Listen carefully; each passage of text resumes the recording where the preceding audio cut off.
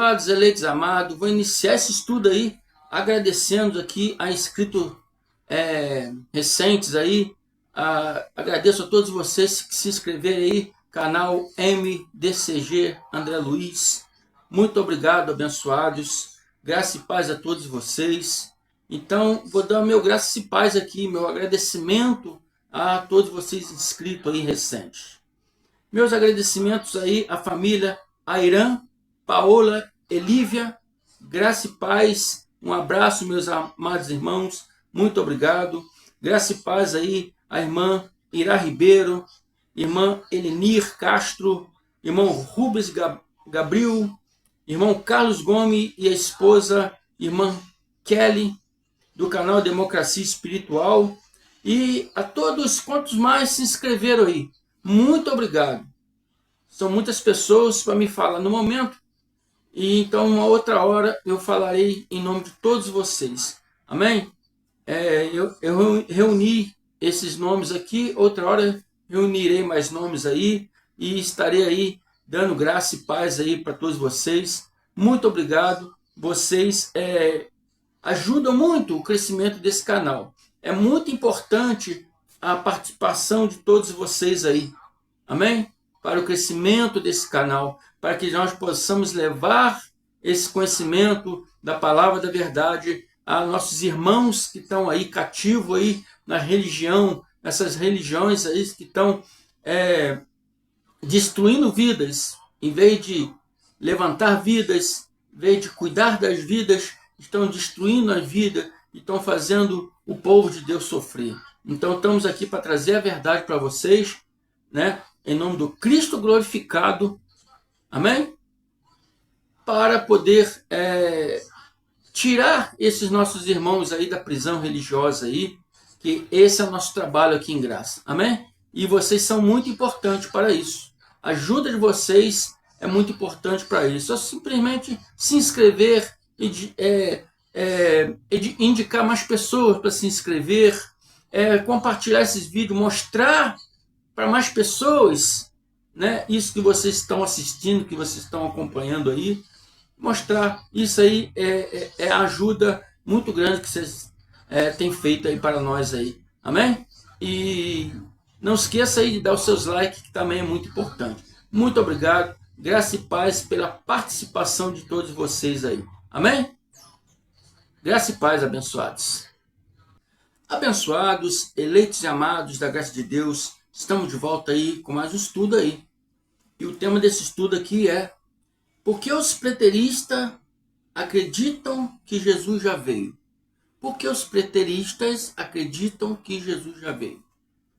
O que é ser preterista? Preterista é acreditar, né, que todas as profecias, né, bíblicas já ocorreram. Que toda a vinda de Jesus, o juízo, né, eterno, que era o juízo eterno para os judeus, né, a ressurreição dos mortos e todas aquelas coisas, né, relatadas aí em Mateus 24, é o livro que os pastores gostam muito de ler, Mateus 24. Eles gostam muito de ler, mas não sabem interpretar. Né? Então, isso que os preteristas acreditam.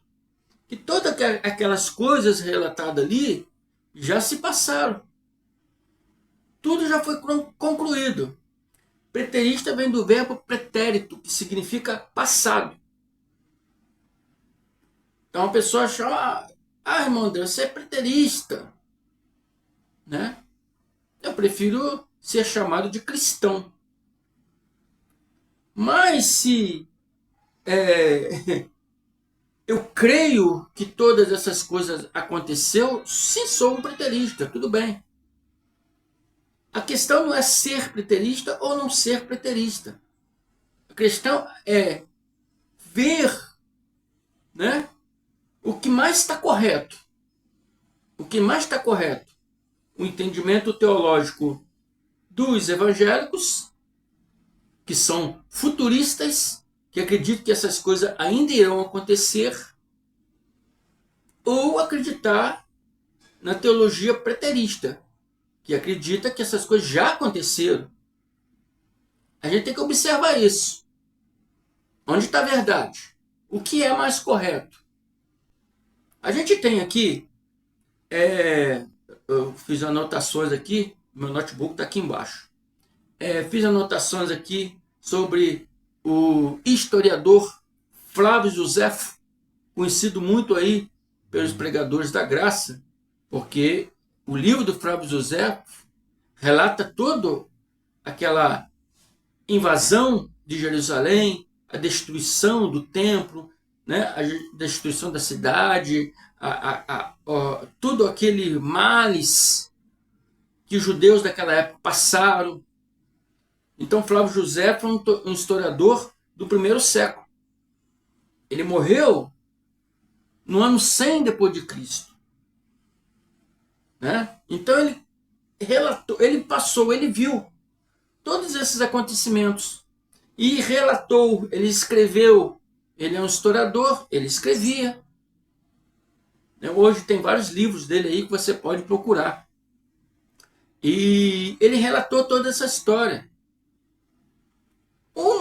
Uma verdade que não pode ser refutada é que o que a palavra nos ensina, que para Jesus vir, né, teria que antes se manifestar o homem do pecado, o filho da perdição, né? E o próprio Jesus disse que nós teríamos que entender, nós temos que entender, Jesus falou para aquele povo daquela época, vocês têm que entender o que disse o profeta Daniel. Hoje, para nós entendermos esse assunto claramente, nós temos que entender o que disse o profeta Daniel. O profeta Daniel disse que viria um príncipe de um povo, e esse príncipe destruiria a cidade, destruiria o templo. Era um homem, não é um anticristo, um ser espiritual, demoníaco, igual os pastores do sistema religioso, os pastores evangélicos ensinam, não. A palavra está se relatando e falando de um homem. A narrativa toda dessa história, desse contexto, fala-se de um homem. Tito, filho do imperador Vespasiano. Por isso que o Daniel 9:26 diz, o príncipe do povo. Ele é príncipe, por que príncipe? Filho de imperador, era príncipe. Ele foi príncipe e foi comandante do exército, né, que veio para invadir Jerusalém. Ele destruiu a cidade, destruiu o templo, né? Matou muitos judeus, velhos, crianças. Está na história aí do livro de Flávio Josefo. Não estou aqui fazendo propaganda, mas é para que vocês possam ver que o que eu estou falando aqui é verdade. Tanto a Bíblia confirma, como o livro histórico confirma, né? Então, segundo Flávio Josefo, essas coisas aconteceram naquela época, em 70 DC. E então, por que os preteristas acreditam nisso? Acreditam porque é uma coisa conclusiva. É uma coisa que tem fatos. E contra fatos não tem argumento. Porque tanto a história confirma, como a Bíblia confirma. Antes de Cristo, antes dele vir, na sua segunda vinda, segunda parousa, teria que se revelar um homem do pecado, o filho da perdição, Tito. Não é um ser, o anticristo, um ser espiritual, não. Fala de um homem, Tito. Amém? Então, ele viria quando esse homem se apresentasse. Esse homem ia se apresentar, ia invadir a cidade, ia destruir a cidade, ia destruir o templo. Então, Cristo, nesse dia, iria se apresentar. A vinda de Cristo está associada à invasão de Jerusalém, à queda do templo. Está tudo associado. na vinda de Cristo. Então a gente tem que entender isso.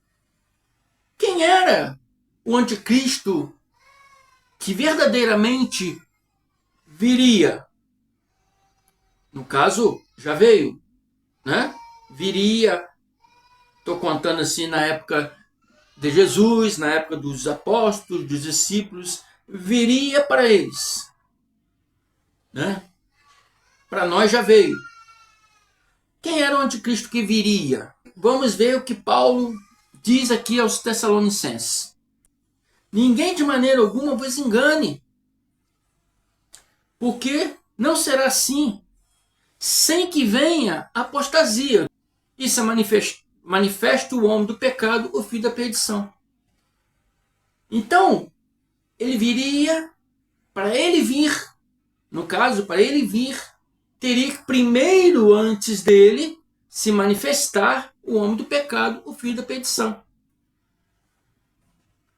Para Cristo vir na sua segunda vinda, na sua segunda parousa, teria que se manifestar o homem do pecado, o filho da perdição. Por isso que eu disse que está tudo ligado. A vinda de Cristo está ligado ao o homem do pecado, o filho da perdição. Daniel chama o príncipe de um povo.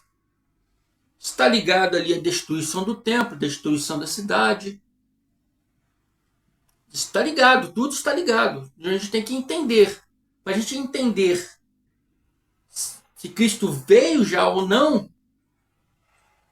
nós temos que entender se a cidade já foi invadida e se o templo já foi destruído.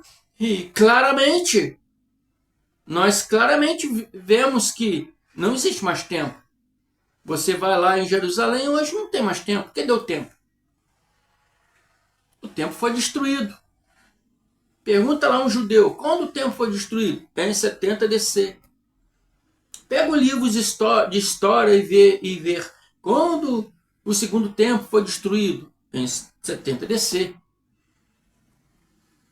Então Jesus não viria antes que isso acontecesse. Se isso já aconteceu, então por que ele já veio?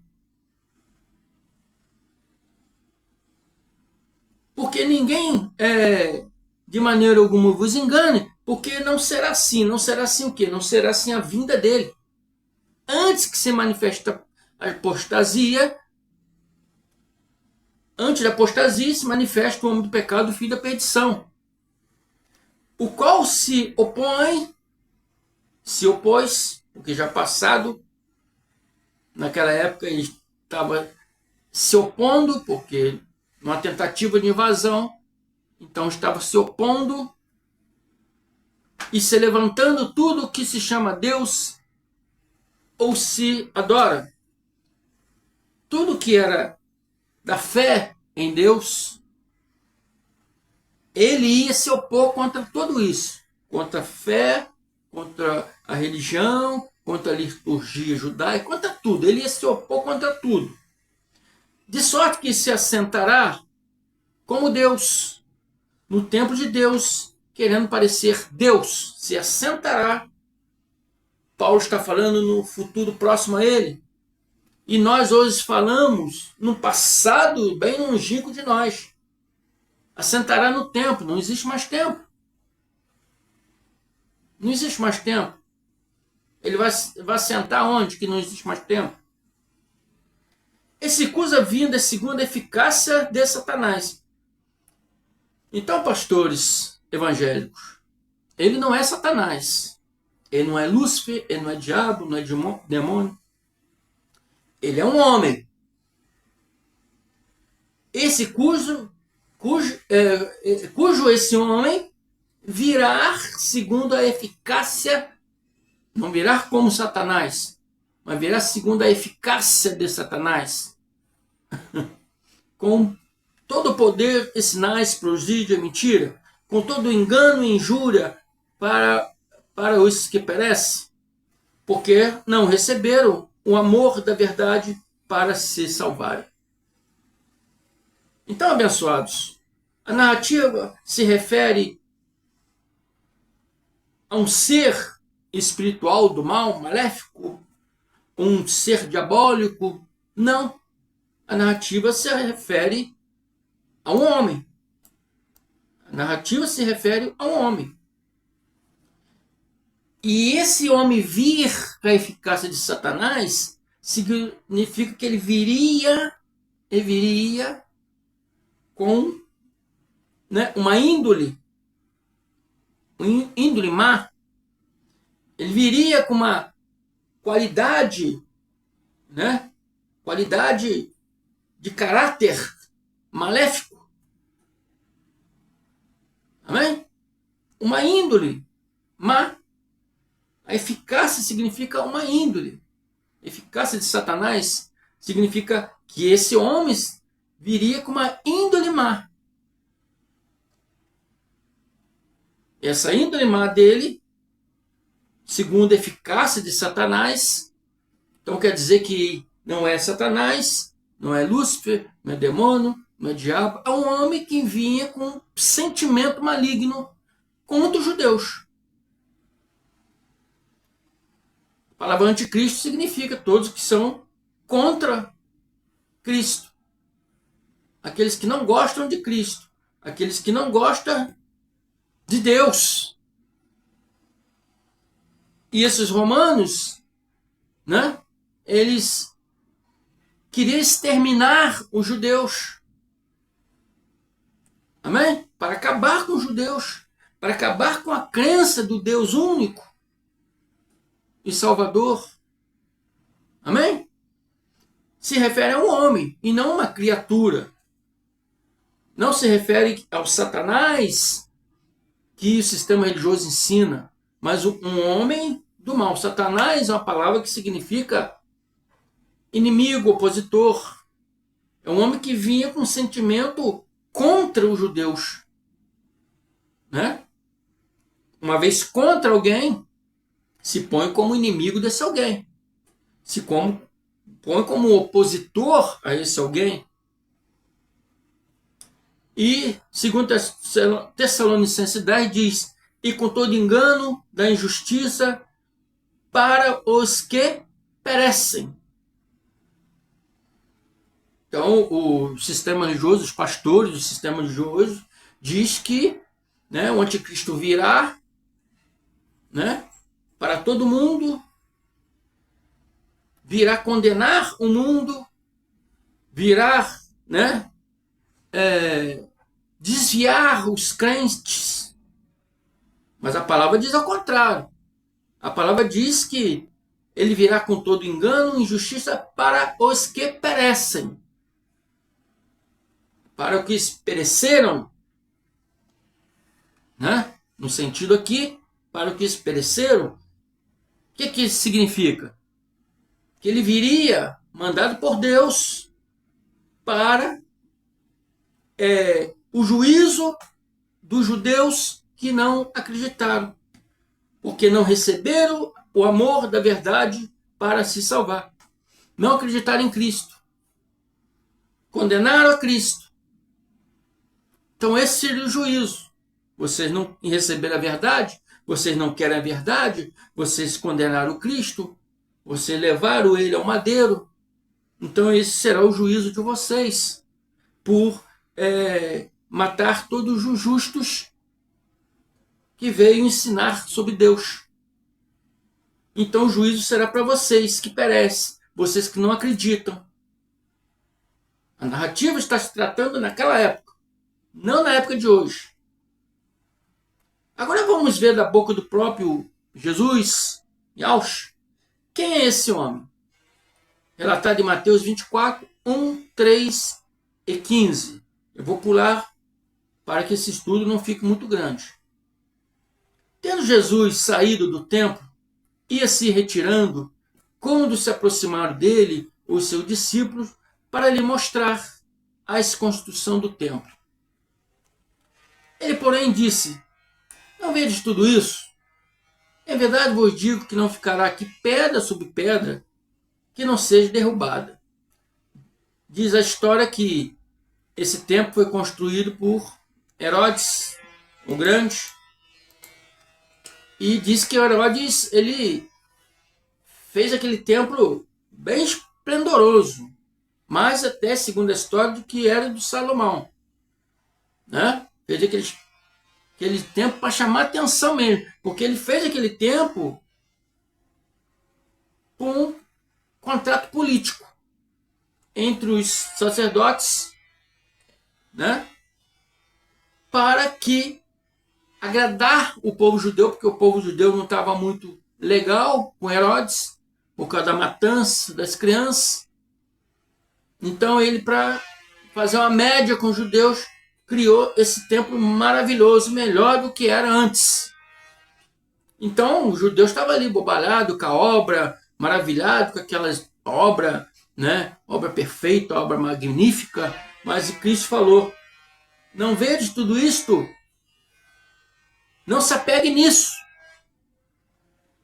Não se apegue nisso. Porque não ficará aqui pedra sobre pedra, porque tudo será derrubado. Tudo será derrubado.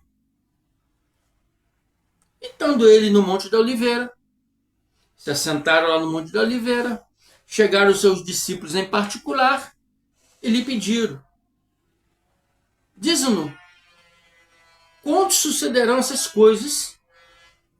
Agora preste atenção. E que sinal haverá da tua vinda e da consumação do século?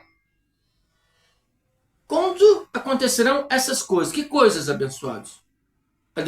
A invasão da cidade, a destruição do templo pelos romanos. Quando serão essas coisas? Que sinal haverá da sua vinda? Então eles tinham consciência que o templo seria destruído na época deles, porque Cristo falou, né, que isso aconteceria naquela geração. Então eles tinham consciência de que o templo, a cidade seria destruída, e o templo seria destruído na geração deles. Eles tinham consciência também que a segunda vinda do Cristo seria na geração deles. Tanto que eles pedem um sinal. Nos dá um sinal. Me dá um sinal. Conte para nós alguma coisa para que nós venhamos saber quando acontecerá essas coisas. Quando o templo será destruído e que sinal haverá da tua vinda e a consumação do século. Consumação do século significa o fim daquela era, fim daquele pacto mosaico para o pacto da graça de Deus. Então Cristo diz para eles aqui sim: quando pois virdes a abominar está escrito o abominável da desolação, de que falou o profeta Daniel, no lugar santo, quem nem entenda quando virdes o abominável, uma pessoa, quando vir essa pessoa abominável, né? O que falou o profeta Daniel no lugar santo, quer dizer, no templo, quando ver esse homem abominável no templo, saberá que ali é o dia da destruição. Então ele fala, Jesus fala para eles: quem lê, entenda isso. Você tem que entender isso. Você que ainda acredita que Jesus virá, tem que entender isso. Uma vez você entendendo o que disse o profeta Daniel, você vai entender que Jesus já veio. Agora temos que ir lá no livro de Daniel para poder entender o que Daniel disse.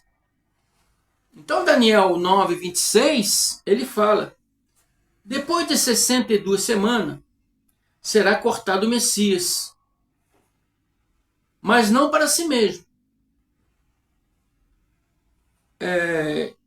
Essas 62 semanas conta o período da reconstrução de Jerusalém, quando eles voltaram do exílio da Babilônia, até o período que se manifestaria o Mashiach, se manifestaria o Cristo. Cristo grego, hebraico é Mashiach. Então, essas 62 semanas conta esse período desde a reconstrução de Jerusalém, quando eles vieram do cativeiro, até a manifestação do Messias. Quando se passar esse tempo, será cortado o Messias, será morto o Messias. O Messias será morto.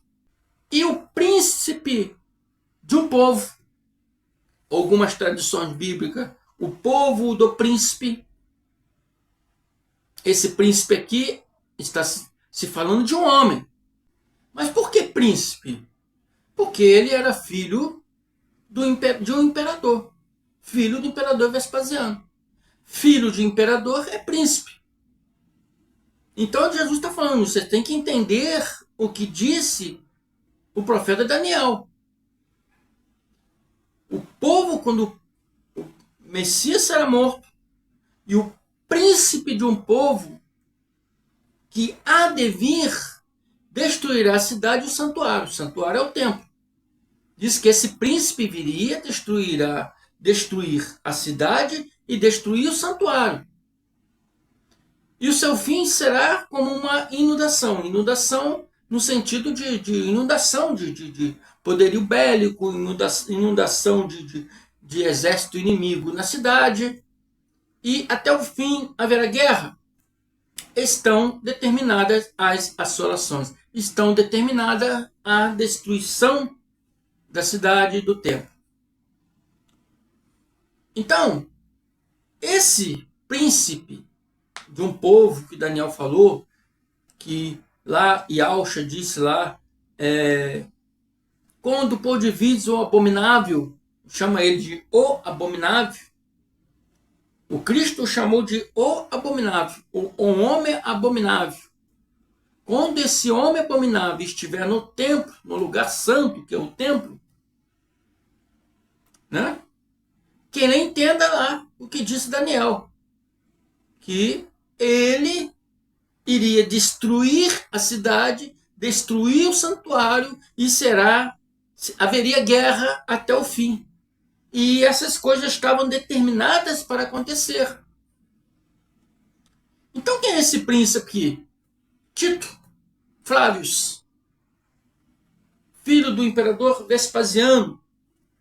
Filho do imperador é príncipe. E Yahusha diz aqui, relatado por Mateus 24, 33, assim também quando virem todas essas coisas, todas aquelas invasão, toda aquela perseguição, toda aquela destruição, quando virem todas essas coisas, sabe que ele está próximo às portas. Quem está se referindo? Ao Filho do Homem. Ele está falando dele na sua segunda pessoa. Quando vocês veem essas coisas acontecer, tudo essas coisas acontecer, a invasão, a destruição, a perseguição, saiba que o Filho do Homem está às portas. Sabe que aquele dia é o dia que eu virei na minha segunda parousa. E eu vou lhe assegurar que não passará esta geração até que todas essas coisas aconteçam. É a geração hoje do irmão André? É a geração hoje aí do irmão Carlos Antônio, do canal Democracia Espiritual? Eu já peço vocês aí que vão aí e se inscrevam aí no canal do nosso irmão Carlos Antônio, compartilhe os vídeos dele, dê o like aí, né? Então, está se referindo aqui às nossas gerações de hoje? Na minha geração? Na geração do irmão Carlos? Não está se referindo à geração daquele povo que vivia naquele tempo. Está se referindo à geração daquelas pessoas que viviam naquele tempo junto com Yahusha. Não está se referindo à nossa geração. E ele disse, asseguro que esta geração, a geração que ele estava, a geração deles, não passará essa geração até que todas essas coisas aconteçam. Já aconteceu, amados. Já aconteceu, meus queridos. Yahusha já veio na sua segunda parousa, não virá mais. Amém? Então eu fico por aqui, espero que vocês tenham entendido. Se vocês estão me ouvindo a primeira vez, né, se inscreva aí no canal. Se vocês já são inscritos, indique mais pessoas para se inscrever. Não esqueça de visitar o canal do nosso irmão Carlos Antônio, Democracia Espiritual. Está aqui embaixo, na descrição do vídeo, o link do canal dele. Eu declaro a mente de Cristo ativado em todos vocês, para que vocês venham entender e compreender todas essas coisas. Quero que vocês aprendam de fato, para quando alguém venha refutar, vocês tenham a sabedoria, tenham conhecimento, para não ficar aí perdidos. Porque eles usam argumentos e confundem.